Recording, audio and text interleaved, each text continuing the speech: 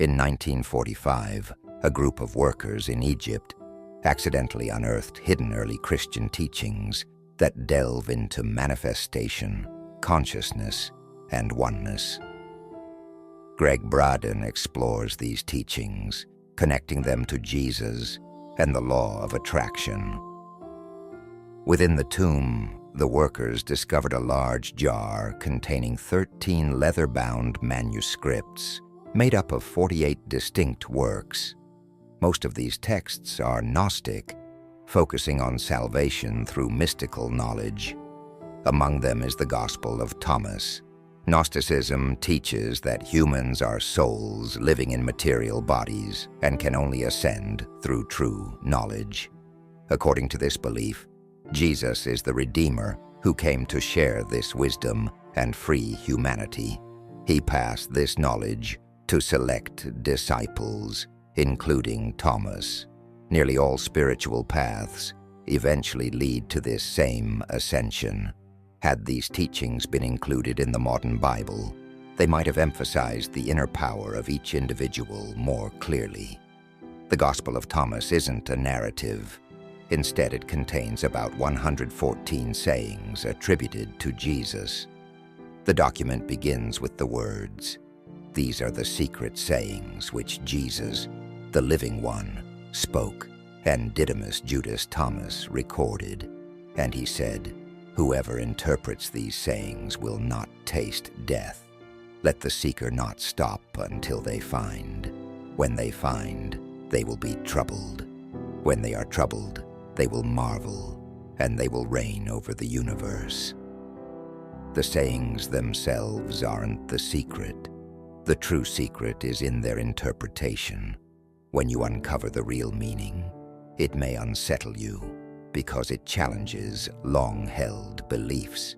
However, once this truth is fully understood, it will amaze you, revealing your inner power, the ability to reign over your life and experience heaven on earth. The Gospel of Thomas was left out of the Bible, and many theories attempt to explain why. Some religious authorities suggest that if you compare it to the New Testament, it portrays a different version of Jesus.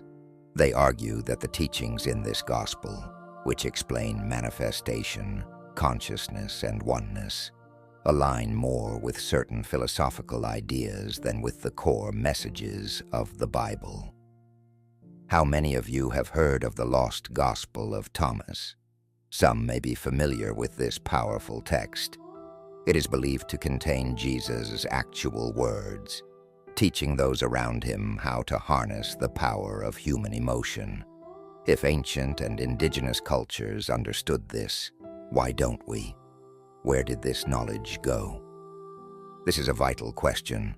In Western traditions, especially the Judeo-Christian tradition, there was a time when the language of emotion was part of sacred texts. This knowledge was preserved until around the 4th century, particularly the year 325 AD. Then, something happened. The texts were edited, and we lost a wealth of information. During the reign of Emperor Constantine, early Christian leaders were tasked with compiling the Christian Bible, deciding what to include and exclude. It is now known that at least 45 books were either completely removed or heavily altered, shaping the Western biblical tradition. When these changes were made, we lost the understanding that everything is interconnected and the language that expressed this connection. We know this information was lost because it has since been rediscovered in sources like the Dead Sea Scrolls, the Nag Hammadi Library, and Coptic texts. These writings include teachings attributed to Jesus that weren't included in mainstream biblical texts, but align with those that were. When some sayings seemed inconsistent, we were told they were excluded due to questions of authenticity, rather than because they conveyed sacred truths meant for everyone. The belief that each person holds the same divine power as Jesus, rather than seeing it as an external force to fear. would have dramatically transformed everything we know about life and history. Although we are unique, we are not separate. We are all connected through the same consciousness, just expressed in different forms. Here are some teachings of Jesus from the Gospel of Thomas and what they might mean. If those who lead you say, "The kingdom is in the sky," then the birds will get there before you. If they say, "It is in the sea," then the fish will get there before you. But the kingdom is inside you and outside you. When you truly know yourself, you will be known, and you will understand that you are children of the living Father. But if you don't know yourself, you live in poverty, and that poverty is within you. This teaching stresses the impact of thinking that power lies outside yourself. If you believe power belongs to someone or something else, you give it control over your life. But when you recognize that you are part of the one consciousness that flows through everything, and that your true power comes from within, you can live a more enlightened and fulfilled life. The kingdom is both within and around you. Your inner world creates your outer reality. Failing to see this leads to spiritual emptiness. If you do not withdraw from worldly distractions, you will not find the Father's kingdom. This means that unless we step back from the chaos and distractions of everyday life, we won't connect with the deeper truth within us. If someone asks, "Where did you come from?" respond, "We came from the hidden teachings of the Bible that reveal manifestation, consciousness, and oneness. The light, which manifested on its own, established itself through its image." If they ask, "Is it you?" say, "We are the children of the living Father." If they ask, "What is the sign of your Father in you?" reply, "It is movement and stillness."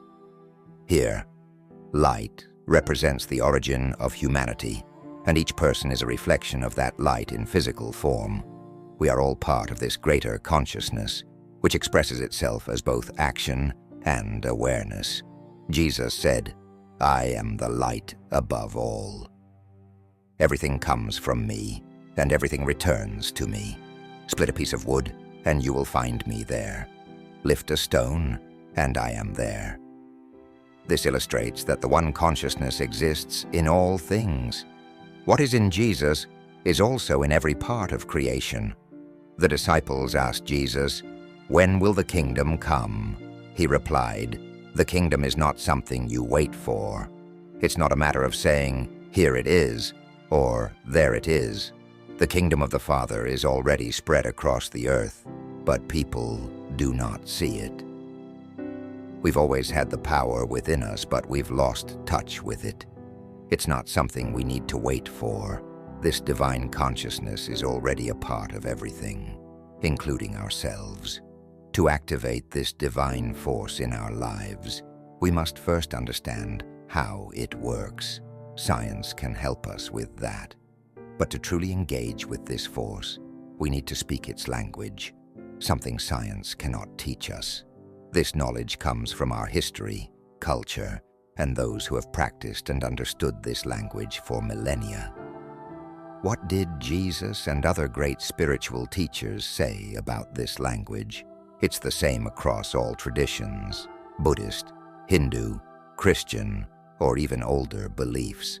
They all point to an energy field that we can interact with. This is a page from the Gospel of Thomas, written around 300 years after Jesus' time. One key teaching is that feeling is the prayer.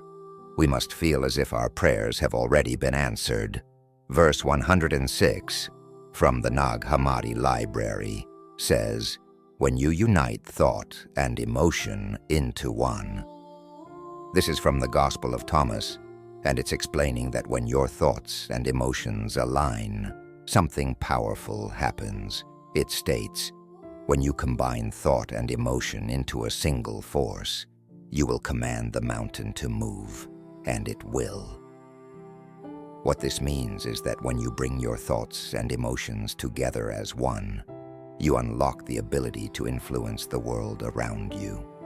So, what exactly are these two forces that need to unite? Let's take a closer look at the image again. Thought and emotion. When they come together in your heart, they create powerful feelings within your body. Once these two are aligned, you'll understand how to achieve this transformation. Now let's revisit another verse from the Gospel of Thomas, verse 48. It repeats the same message, which was clearly important because it appears at least 3 times in this Gospel. It says, "If the two make peace with each other in this house." When Jesus talks about the house or temple, he is referring to you, your being. You are the temple. If thought and emotion come together as one in your body, they will speak to the mountain, "Move," and it will move. Again, we are being told how powerful it is when thought and emotion unite. But how do we do this? The Bible contains a well-known passage, "Ask, and you shall receive." You've probably heard that phrase before. However, many people ask repeatedly, and nothing happens. Why is that? Because asking isn't just about using words.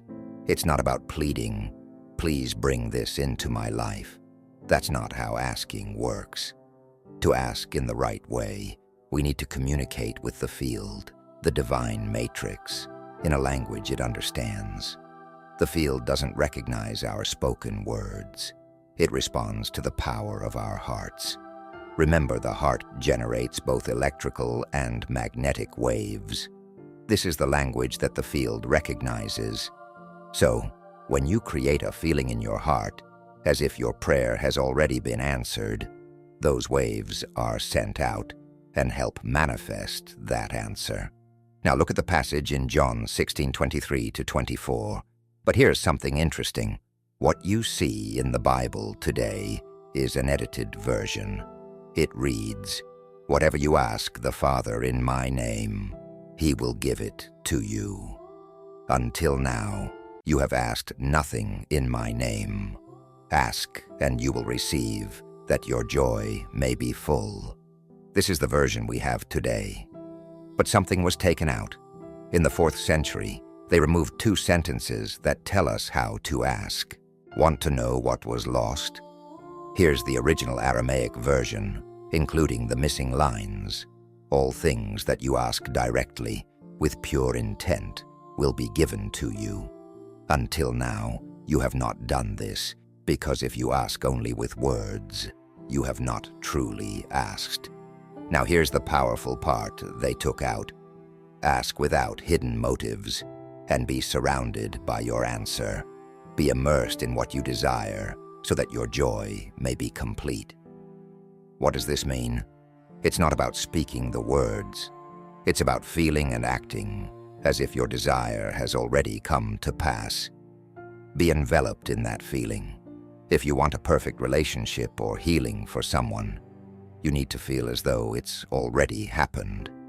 This is when your thoughts and emotions come together as one, creating the language the field responds to.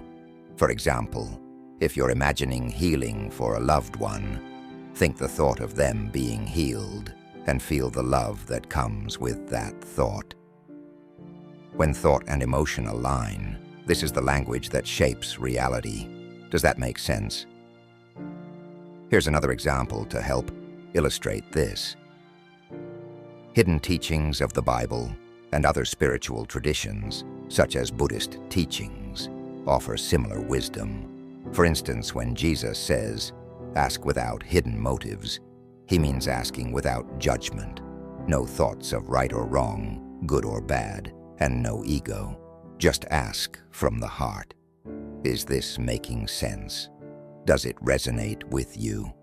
Let me give you another example.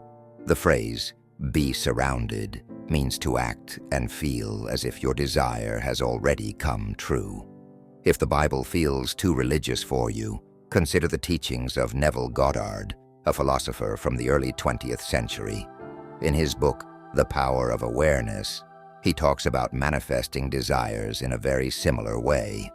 Neville says, You must make your future dream a present reality by assuming the feeling of your wish fulfilled. In other words, you need to live in the mindset that what you want has already happened. This is exactly what those healers did with the woman who had a tumor. They didn't judge the tumor as good or bad. They didn't try to fight it.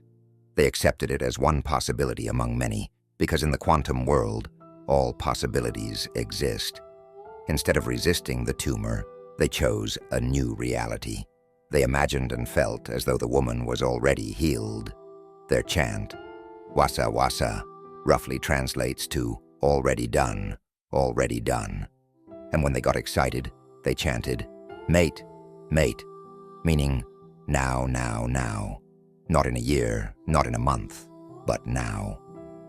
In the quantum world, healing happens now. And her body responded, because physical reality must respond to the language it understands. In Buddhist traditions, the focus is on the quality of feelings, while in Judeo-Christian traditions, we're given guidance. Immerse yourself in, surround yourself with, and generate that feeling. When these concepts come together, something shifts within our hearts, not in our minds, as if the prayer has already been fulfilled. Greg Braden explains in the hidden teachings of the Bible that explain manifestation, consciousness, and oneness. Jesus' law of attraction emphasizes living without judgment or ego and feeling the outcome as if it has already occurred. Any martial artists here? Maybe some karate experts? I practiced martial arts in my 20s, 30s, and a bit in my 40s and 50s. You've probably seen martial artists break concrete blocks, right? Here's the secret behind that.